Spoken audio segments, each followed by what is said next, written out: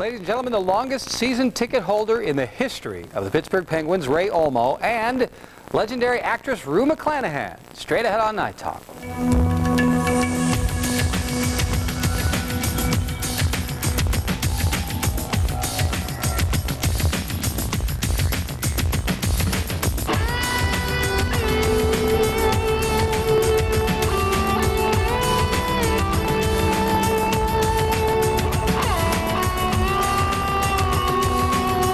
From Studio A, here's John McIntyre. Hi, everybody. Welcome to the broadcast. We're live and in color from high atop Television Hill with Eric. See you later, Gator, pointing the camera at me this evening. Richard Suffering Succotash Sylvester getting jiggy with it on the keyboards, punching the button so you can see us on television. The artist formerly known as J.C. Smith handling news. Between them, they will be taking your false bidding at 333 PCNC. It would seem that executive producer Scott Jonesy Jones has a well-deserved day off. And ladies and gentlemen, tonight you've chosen an extraordinarily wonderful evening to tune in, because with all of the season ticket furor over the Pittsburgh Penguins right now, you may have seen the spots with the mayor. You know, he's kind of looking like Clint Eastwood, his dirty hair, and you better buy these tickets or else. With this big push to get tickets in order to keep the Pittsburgh Penguins here, with all the hullabaloo over Mario Lemieux and SMG and Fox Sports Pittsburgh and the competing rich guys from Seattle and Texas and yada, yada, yada, it seems that the average fan perspective has been lost in all this. And I mean, that brings you, he's an above-average fan because he's the longest-running season ticket holder in the history of the Pittsburgh Penguins. That would be a gentleman by the name of Ray Olmo. He actually appeared with Mayor Murphy the other day in one of the many announcements we've been hearing about all of this. I think that was the one where Mayor Murphy said that SMG was a bunch of drinking losers and needs to get her out, although I paraphrase. And so you will meet Olmo in just a couple of moments. And then she's in town to do Bye Bye Birdie, and her name is Rue McClanahan, and if you're a fan of the Golden Girls or many other major epics of stage and screen, you will know her. Ms. McClanahan is, as we say in town, to do the, well, the incredible long-running. So you remember the movie? Who was in that? Dick Van Dyke was in it, Anne Margaret was in it, and that unknown guy who played Conrad Birdie, who just went away, was in it. Sort of an Elvis clone kind of guy. Anyway, Ms. McClanahan will be here to regale us with tales of showbiz from her extraordinary career, and we look forward to all that. Tomorrow night on this program, a programming note. He's the king yapper of Midday Talk Radio. His name is Mike Pintek, right here tomorrow on this particular program. Stay with us on Night Talk on the Pittsburgh Cable News Channel. Back in a moment. Stick around. Night Talk is brought to you in part by Coffee & Culp, the Roof Guys.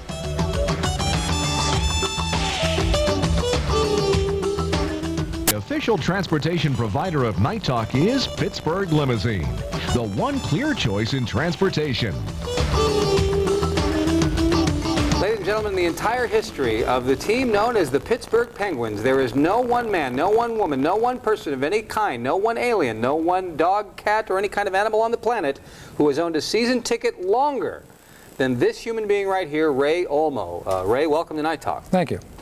So that is an incredible feat. When did you buy your season ticket? Well, actually, we had tickets from the Hornets, and when they left, we just continued with the Penguins. The team that preceded the Penguins? Correct. And so how long can you lay claim to owning a season ticket for the professional hockey team that exists in Pittsburgh? Well, the Penguins have been here, 32 years now, and so we went, as a matter of fact, one year my wife and I decided not to get tickets when we moved from Shadyside to Murraysville, and then we'd be eating dinner and we'd look at the watch and say, oh, if we hurry, we can get to the game. So we ended up seeing all the games anyway, so, but it was part of our life. Now, I imagine it's a lot cheaper these days, or was a lot cheaper in those days, is what I'm trying to say, than it is now to get a season ticket. Or do you always get an incredible discount since you've done it for 32 years? No, I'm treated just as poorly or as well as everybody else. As a matter of fact, the thing I kid about now is that it costs more to park now than it did to buy 2 tickets back then. And are you buying another one for next year, or have you already? I have 4. I gave them my deposit for 4 season tickets already. And now, yes, a little risky, wouldn't you say, in view of the fact that the team may not necessarily be here? Oh, I think the team will be here, and I think that my money is guaranteed. I don't think there's any question about that. I don't think that the league, in their wisdom, would let anything happen to those people's money. Mm-hmm. What is your take on all of this rigmarole and hullabaloo and controversy surrounding the bankruptcy fiasco? Well, first of all, hockey fans want to be entertained.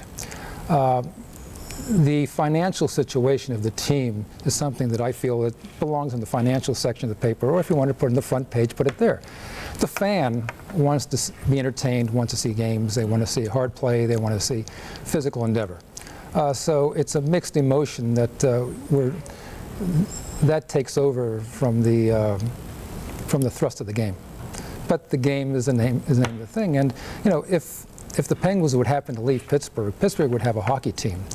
But possibly then, instead of competing against New York and Philadelphia, we might be competing against Johnstown, Wheeling, Erie, and what do the people here want? You know, if you want to compete against Philadelphia and New York, you know, you have to support the team. Do you agree with Mayor Murphy that the villain that may be holding all of this up is SMG? Well, I don't know. And I really don't care. I just want to see the puck on the ice. Yeah, and tell me about that, right? Do you think most fans feel the way you do in that respect? I think so. I mean, in a sense, I think there's been news today about Lemieux made another offer, and the uninsured, the assured creditors wanted to go with the league because there's guarantees. But I think the team will stay in Pittsburgh. The thing I hope that it does is that if the team comes here and Mario is the owner, that the fans can separate Mario Lemieux, the great player, and Mario Lemieux, the new owner. What is the possible danger? Well, I mean, he is revered in a sense, and he is respected by many people, and you know, all of a sudden he's changing hats. Right. So if he cheaps out and we lose a player as a result. Yeah, that's right. Well, it's that type of thing. He's making decisions then based on what he knows is good for the team financially. Before, when he was on the ice, he did things what was good for the team in order for them to succeed and win the game. And I still think he wants to win the game. He has that competitive nature in him. Otherwise, he wouldn't be in it. So you're not rooting for him to be the victor in all this? Oh, I would very much like to see him. I know that his reputation is extremely well thought of up there, and I've known people in the front office, and I know that most people up there really care for him, both him as the player and a gentleman. Obviously, this is a new role, a new hat, Mario Lemieux, the businessman. So it's going to be an interesting scenario, and it should be fun. But basically, I'm the fan. I want to see ice. I want to see play on the ice. You don't care who owns it that much? In a sense, no. I think that what is best for the team is best for the fans, so to speak. How did you get roped into being a part of the announcement that Mayor Murphy made within the last few days? Well, part of it obviously was that I've been a season ticket holder since the Hornets, so that there's nobody in the city that's had tickets longer than I have. There might be a few people who have been there as long, but so I know some people in the front office, and they called up and said, would you be interested in coming on board to speak at the press conference? And I said I had no objection. So it's the type of thing that it's exciting. I end up paying a little bit more attention to what's going on, and you hear stories, and it's the type of thing that the more you know, the more the facts then mean. So if you're reading about it every day, everything becomes a little bit more meaningful. It's confusing as hell, though, is it not? Many twists and turns in this one. Many people coming at it from different angles. Many twists and turns. Whether the SMG thing was a lease, a loan, and obviously, in fact, I was formerly in the concession business with Ogden Foods, and there are people who lend people money to do certain things, and the contracts are tied into that. So it's a learning experience, and it's fun. But that part belongs on the financial page, not on the sports section. How do you think the game has changed over the 32 years you've been watching it? It's faster. I don't know that it's as much fun. When we first started coming to games, we knew the people. Actually, when we first started going to the games, there was nobody sitting in our section.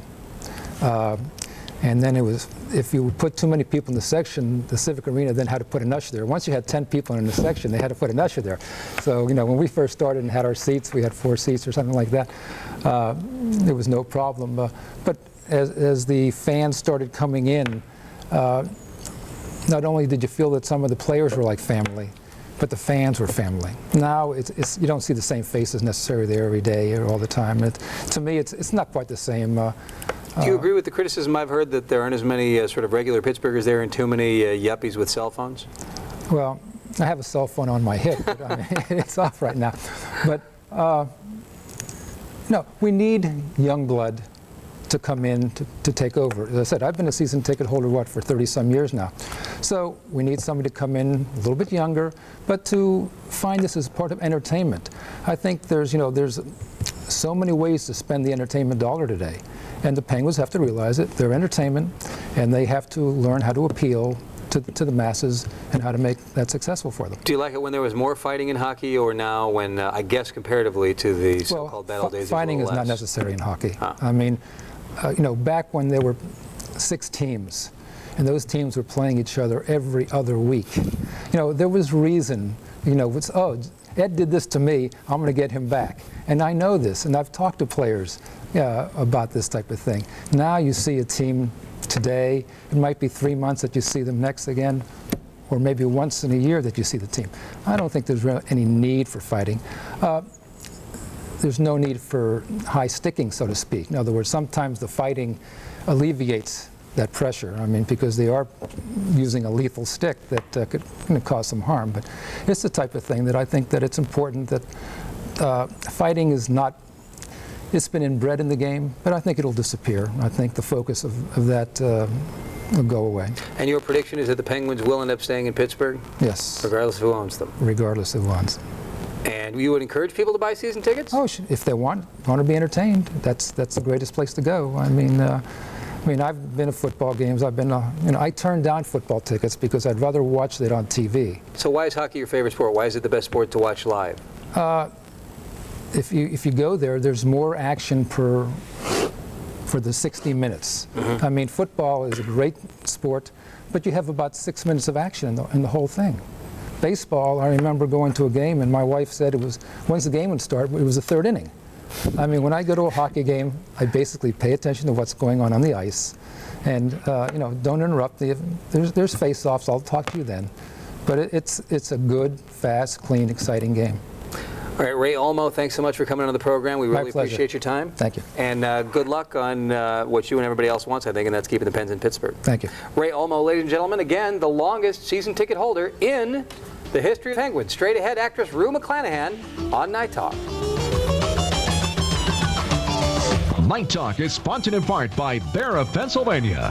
For the finest recreation equipment for home, park, or school, compare, and you'll choose the Bear. Night Talk is sponsored in part by R.A. Mayo.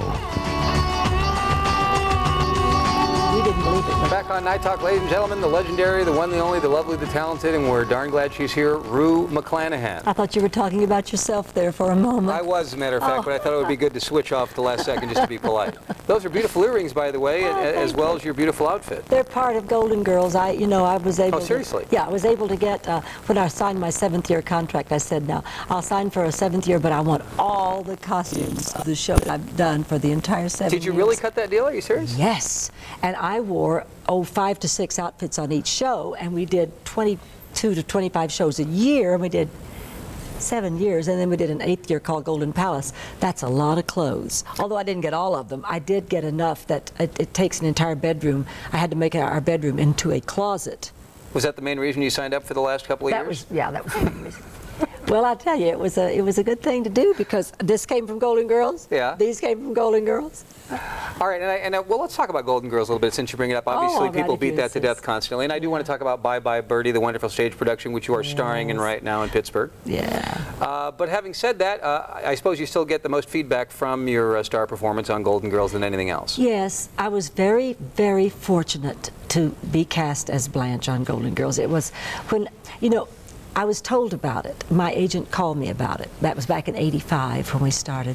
And she said, there's this new show that NBC's doing called Golden Girls. And I said, oh, that sounds interesting. Who's writing it? Well, when I found out Susan Harris was writing it, I said, ooh, that's got to be funny. So the messenger pulls up in my front yard and delivers this packet to me. And I take the script out of the packet, and just there, right then and there, before I ever opened it, I said, this feels good. I think this is going to be a hit. I love the script. I love the color of the cover, everything. And when I started reading it, I said, oh my Lord, I have to be a part of this. I've got to be a part of this. And they had just killed me off the year before on Mama's Family. Oh, those bastards. Luckily. Yeah. No, but thank God. Otherwise, I would have Well, been that's true. tied up. I wouldn't have been free. And with all due respect to Mama's Family, you. I couldn't have gone. The latter show is far superior. Oh yeah. Well, I mean, for my part, I mean, Aunt Fran was a fun role to play, but nothing like Blanche. Blanche was just. I read that script and I said, oh my Lord, I want to play Blanche. And so She was the loose one, for those who don't remember. Is that an accurate description? Is that unfair? She was a very natural woman. Yeah. Yes. She made up her own rules. But you helped explode the myth that I'm treading on dangerous territory. No, what you have to say is older, women of a certain age, Thank I think you. is the way they say it in literary circles. that women of a certain age are no longer interested in sex, because of course they certainly are. They certainly are, and they're certainly interested in dressing in an attractive way, and living life. and feeling as young as, I mean, acting as young as they feel. And I started getting all these letters from women saying that, which surprised me, because I didn't feel old, and I didn't. You know, I was 49 at the time. I didn't think of myself as over the hill in any way, and I was playing Blanche just the way it was written. And I was quite surprised to start hearing from these women who said, thank you for liberating us and letting us be who we really are. And they're still saying that. You see, there are still women watching the reruns now of a certain age who perhaps weren't 13 years ago, but are now. Now, how much did you draw on any personal experience for the character? Well, Blanche was actually a sort of a man-crazy, oversexed, glamorous vamp from So she was Atlanta. An exact copy of you. And I'm not from Atlanta. No, all right. You didn't get me. Let me get my punchline. I'm sorry, I screwed that up, didn't I? Yeah. See, that's why I'm on cable and you're on, like, network on the Golden Girls. And where are you from originally, by the way? Southern Oklahoma. Oh, that's right. I read that in your bio today, and you went to the University of Tulsa? I did indeed. They had a very I good actually drama worked there for department. 2 years prior to coming here. Lovely town. Did you? Not Isn't it? Not all tumbleweeds and dust, as one might think. No, Tulsa's in the northern part of the state. You see, it has a little stature, it has a little dignity. Right. I came from the southern part of the state. I had to learn to stop talking like this when I went to college. How long did that take you to do that? Oh, not too long, once it was pointed out to me. Oh, that you I didn't couldn't- know it at the time. Did you know you wanted to be an actress right away? Oh, yeah. Oh, from early babyhood. Yeah. Really? You never had any desire to do anything else? Well, I thought about being a dancer because I seem to have a natural bent for dancing, and I sort of toyed with the idea of being a linguist. I was very interested in languages. But when I went to the University of Tulsa, I majored in German and drama. I carried a double major. And I carried it right through the senior year. I got a German scholarship my senior year, but Why German, by the way? I don't know. I do not know. I just know that I was always fascinated with the German language. I thought it was funny and logical, very logical. I could have majored in French. I minored in French.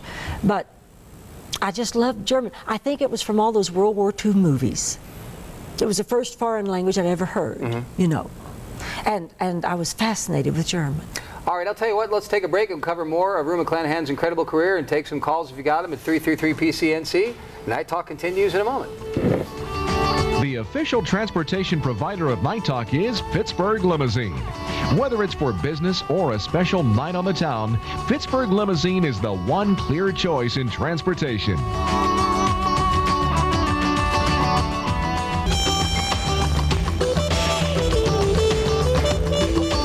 Back on Night Talk with legendary actress Rue McClanahan. Is that good or bad? Do I have to be a legend already? I found some people who actually object to that description. It's supposed to be a Legendary? compliment. I mean, shouldn't you be like 80 before you're legendary? Okay. Okay, never mind. Just incredible actress. How about Wonderful popular? actress. Yeah, incredible. Incredibly popular. I'll take that. Okay, great. All right. She managed to screw the producers of the Golden Girls out of all these cool outfits at the end of her time there because she's no dummy. Well, where would they be? Hanging in some rafter, you know? I mean, in the rafters, if in some warehouse, if I hadn't. Exactly. Of course. Or they would have been cut up and you wouldn't even recognize them anymore. How many members of the cast of the Golden Girls are still with us? All of us. How about that? Well, why not? I mean, I just was afraid to say to you, keep in touch with them all, and then you'll Oh, say, yeah. well, of course, the one died. No. They're, let's see, they're all about 10 or 12, something like that, years older than I am. Oh, of course. Yeah, but they're all pretty healthy. Estelle is kind of frail now. She's had her feet operated on, and she walks gingerly. She walks gingerly. What is B. Arthur doing right B. now? Arthur? Let me think. I just read an interview with B. Arthur.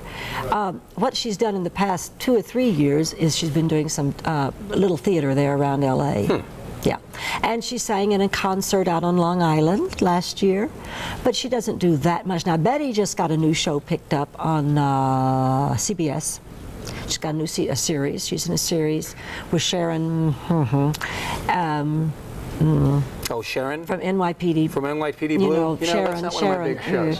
What's that? Lawrence. Sharon Lawrence. Sharon Lawrence. Sharon Lawrence. Yeah. She's playing Sharon Lawrence's mother on a new show, a new sitcom. Cool. And I have a new show. What is it? Oh, it's called Safe Harbor, and it's with Gregory Harrison, and we're going to be shooting it in Jacksonville, Florida. Gregory Harrison, the hunk from Trapper John, M.D.? Boy, is he ever. Yeah, and he still is, I would imagine. Oh, yeah. even more. Yeah. Even more than he was in his 20s. And what's the show about? What network's it on?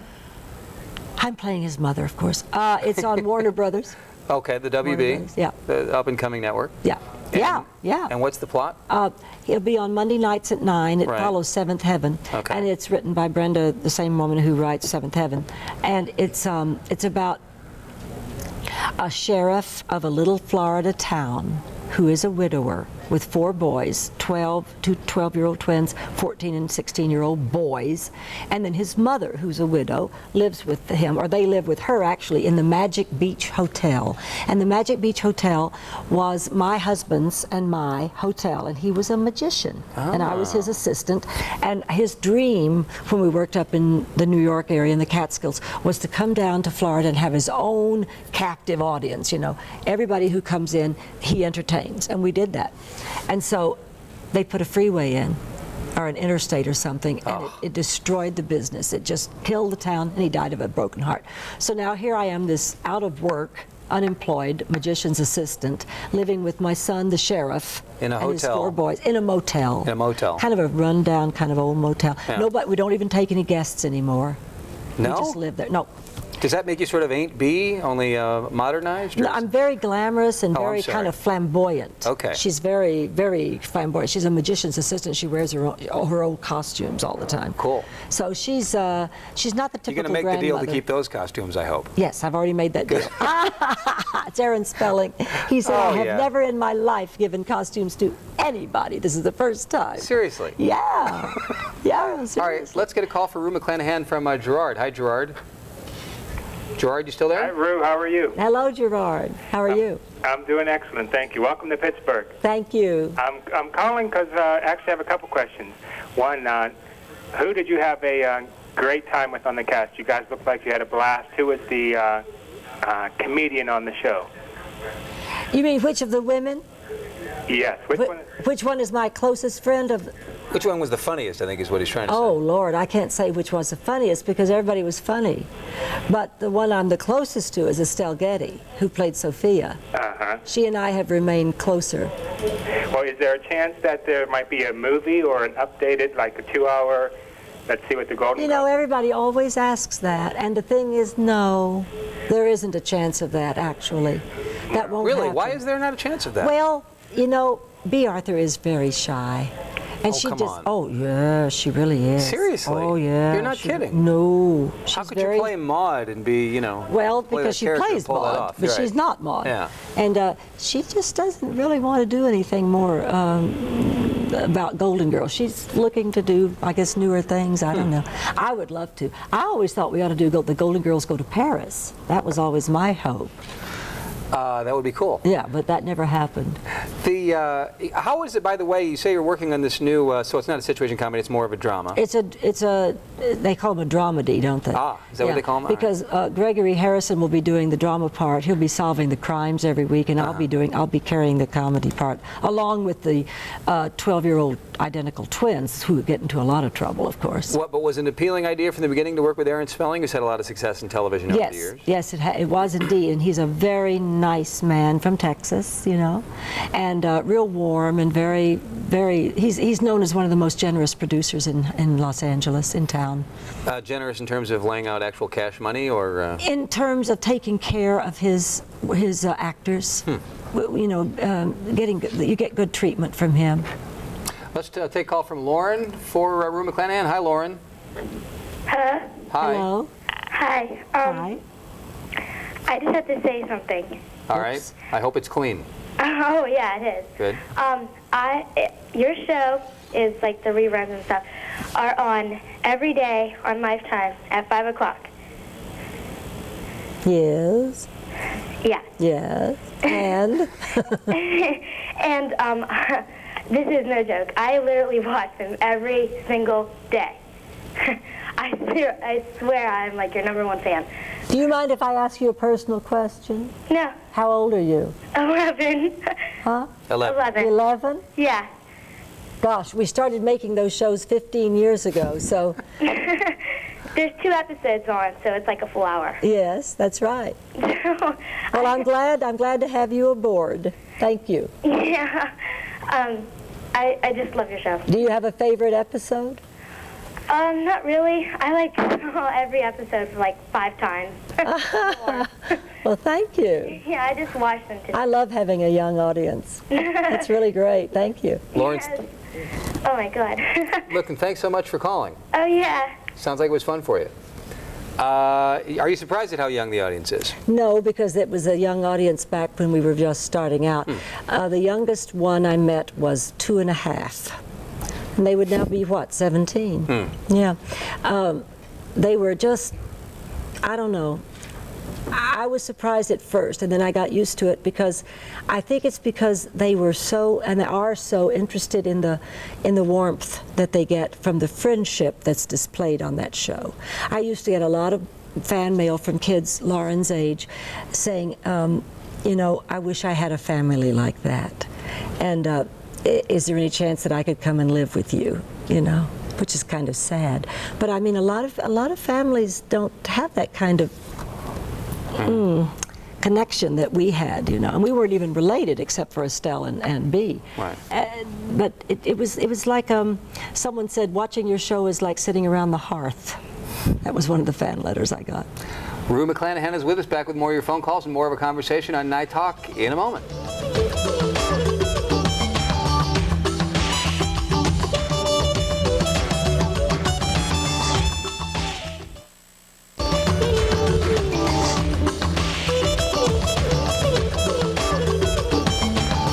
Bye Birdie. It is the hot musical currently in Pittsburgh, starring the wonderful, lovely, and talented, but not necessarily legendary Rue McClanahan, but someday to be legendary. And if you want any tickets to this extravaganza, by the way, all you have to do is call 456-6666. That's 456-6666. There are a few choice seats still available, I'm told.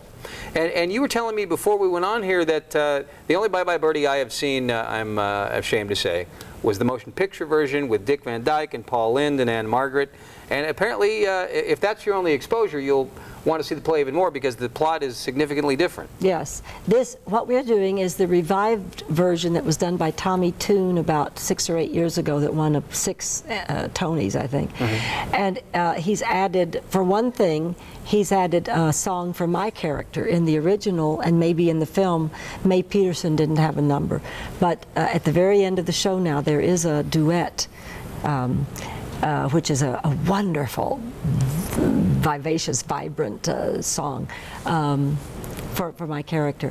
And I understand that it's he's cut out some of the songs that were in the original. He's tightened, and so it's a very tight, funny show. It's really good. How is the guy who plays the rock star Conrad Birdie? Well, he's just delicious. That's Jeff Tracta, who's from The Bold and the Beautiful, and he's just outrageously gorgeous and very funny.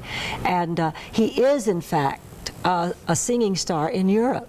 He really is in life. Wow. He just got back from Belgium when we started rehearsals in Cleveland, and he's perfect for the part, I think. Let's get some more calls for Rue from Fran right now. Hi, Fran. How are you this evening? Good. How are you? Hi. Hi. Hi. Welcome to Pittsburgh. Thank you.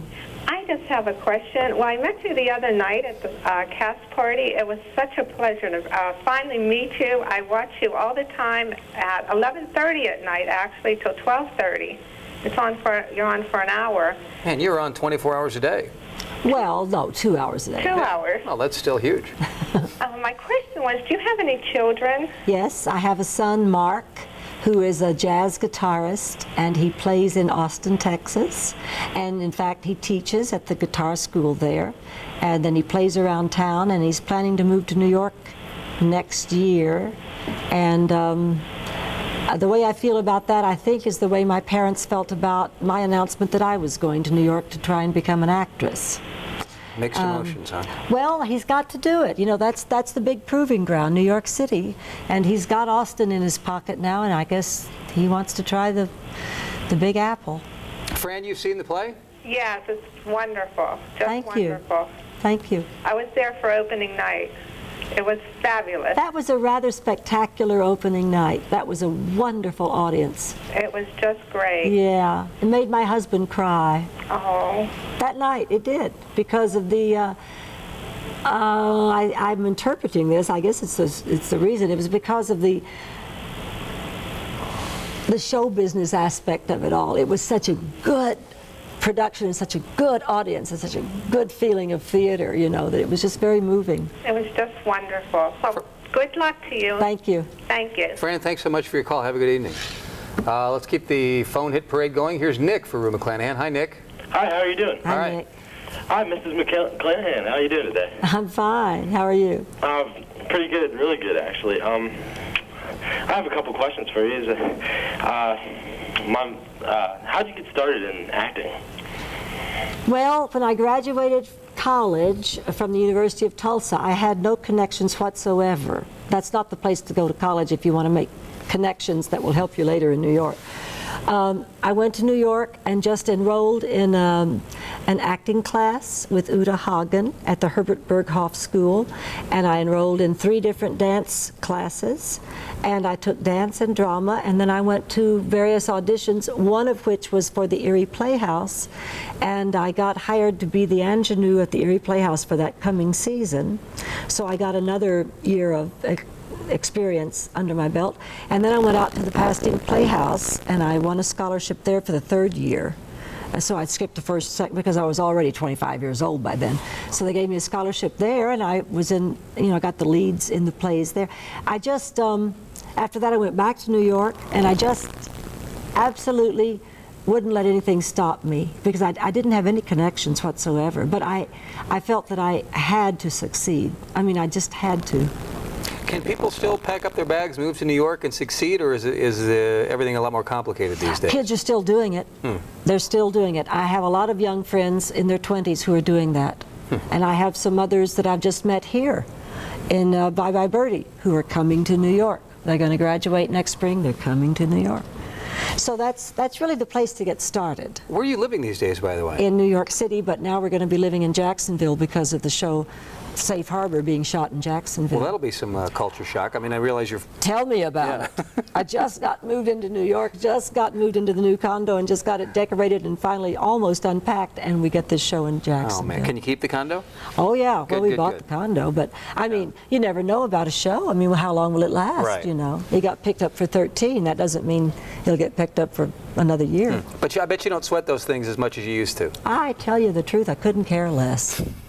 It's fun, and why worry about it? Good for you. Yeah. Here's Kelly for Rue McClanahan. Hi, how are you doing, Rue? Hi.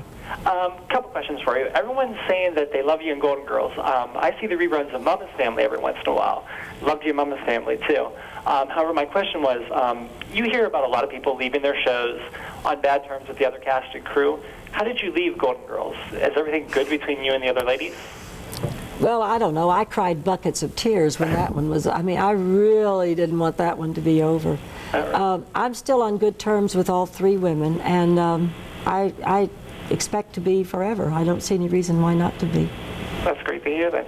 How about Mama's Family? Good terms with all them, too? Vicki? Well, I haven't seen them since. Well, I've seen Vicki. I've seen Vicki I think it was during Golden Girls. Yes, during Golden Girls, we were on Vicky's show. She had an interview show there for a while, and we did her show. But that's been 10 years ago now, so I haven't seen Vicky since. But of course, I'm on good terms with her, with Ken Berry, with the other lady. What was her name? I can't remember either, frankly. Oh, I can, but Dorothy I can't. Lyman, was that her name? Dorothy Lyman? Dorothy Lyman. Yeah. Nice job. She became a director, you know. Oh, really? Yeah, she's directing now, That's great to hear. and successfully.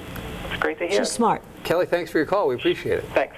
And is there anybody you just can't stand, you're on horrible terms with in the world of show business? You know, you seem to be in love with everybody. I mean, Only one. but you can't mention that name, or? Well, I could, but I won't. Okay. Just the expression on your face is worth it.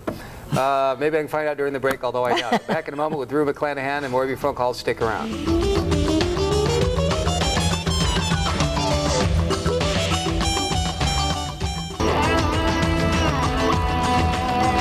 Talk with the delightful Rue McClanahan, who is starring in Bye Bye Birdie. You can get tickets 456-6666. That one human being who called in earlier thinks it's an incredible, wonderful production, and you yourself say it was a magical opening night.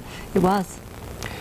So we don't need to find out who this one person is that you hate, but just how much nastiness have you experienced, generally speaking, coming through the ranks of show business? I think I've been very lucky. I really haven't had much problem. I've come across a lot of incompetence and a lot of, you know, More in lack of management than in talent. acting, or Yeah. I tell you what, more in directing than anywhere else. Yeah, more in directing. They just don't know what the hell they're doing? Yeah, it's hard to find a good director. We had one on Bye Bye Birdie. Charlie Ripley was wonderful. He's just wonderful, a wonderful human being, and just, you know, pulling a show like Bye Bye Birdie together. You know, how many children are in it? My gosh, there's like 50 kids in each production, little kids. I'm talking about, plus the huge cast and all these numbers and lots of different sets changes and so much to deal with, and he's like a puppet master. He just pulls it together, and with good humor. But directors like that are rare. Well, you're a lucky woman. Here's Dustin for Rue McClanahan. Hi, Dustin. Hello, Miss McClanahan. Hello, Dustin. I want you to know that I am practicing my dance tonight. Oh, this is our Dustin. He's in the show. I am practicing since I cannot be with you tonight. I miss you. All right. And I have a slow, quick. Remember. That's right. And I have a question for you. I was just wondering, do you have any favorite episodes of The Golden Girls? What are your favorites? Yeah, I like the one about the lesbian because I think it was some of the funniest writing. Which episode was that? Well, it's when a friend of, I think, a friend of Bee's or Betty's, a friend of Bee's maybe comes to visit us. Oh, okay. And she gets a crush on Betty. Yes, I remember. And they're trying to explain to me that she's a lesbian, and I say... You got a little upset because she liked Rose.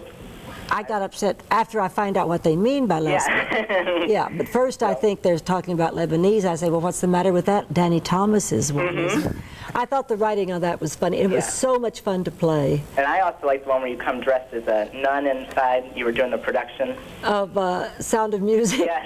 Yes. Betty and I were in these wonderful nun outfits, and they were having a hurricane. And we were about to get blown away, yes. Yeah, it was very funny. So, well, I just wanted to call in and say hello, and I'll see you tomorrow. Dustin and I. And it's very fun to work with you. I'm going to tell them what we do okay. backstage. And Thanks for calling. I think it's a wonderful show, and I'm glad you're in it because I think you're wonderful. Thank you. So, Thank you. Okay, have a good night. Good night. Thanks, Dustin. What do you guys do? Well, in the last number, while the male and female leader on stage doing their number, which is a foxtrot, da da da da da da da da da da da, I'm teaching Dustin to ballroom. Here's a kid, he's in high school, I think, and you know, he wants to learn how to ballroom dance, and I'm teaching him the foxtrot. And I said, now you go out and spread the word after you learn. And he's getting very good at it. You know, the kids need to learn to couple dance, which is what they call it now. We used to call it dancing. Now they call it couple dancing. And it's like it's some weird offspring. Or, yeah. He said the other night, he said, hey, this is fun. You know, when I'm following him, I said, okay, it's up to you now. I'm just going to follow. You let me know what we're going to do next. And he's learning how to use his hand. And, you know, and I said, now the next time, after we do the foxtrot, now we're going to learn how to waltz and then rumba. I think for this next week, we'll have that much time. Time running out, but I think we've got a little time left, maybe a couple of minutes. Here is Vicki for Rue McClanahan. Hi, Vicki. Hi. Hello, Vicki. How are you, Ms. McClanahan? I'm fine, thank you. can't hear you. I'm fine, thank you. Oh, okay. And how do you like our city of Pittsburgh? I think it's beautiful. Isn't it beautiful? Yes, it is indeed. What I wanted to ask you is, what part are you playing in Bye Bye Birdie? I'm going tomorrow night. Well, I'm playing the mother. Oh, okay. That's what I told my husband. I said, that's probably the part she's going to play. Oh, yes. And I also watch Golden Girls every night at 11:30, 12 o'clock. It's on for an hour. And sometimes I watch it at 5 o'clock also. Good, thank you. So I really enjoy you. Really, really do. Always have. And it's so nice to talk to you. Thank you. And you're enjoying your stay here in Pittsburgh? Yes. Now, you're not a Pittsburgh native, are you? Oh, yes, I am. Are you really? Oh, definitely. Oh. I'm definitely a Pittsburgh girl. That's interesting. All my it seems life. like there's a little southern there.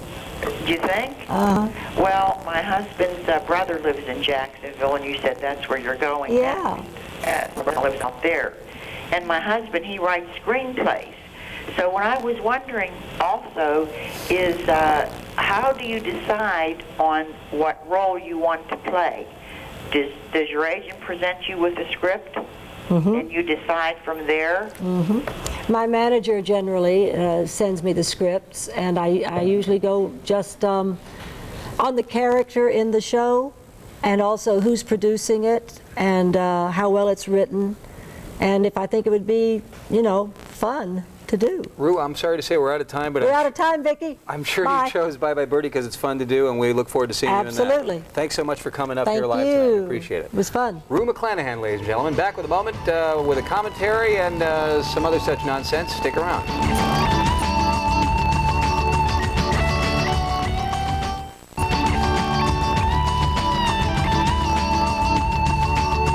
Ladies and gentlemen, tonight's commentary. You know, this program isn't exactly Nightline, but I feel the industry is coming down to my level. For example, did you hear Ted Koppel used a certain word on the air that rhymes with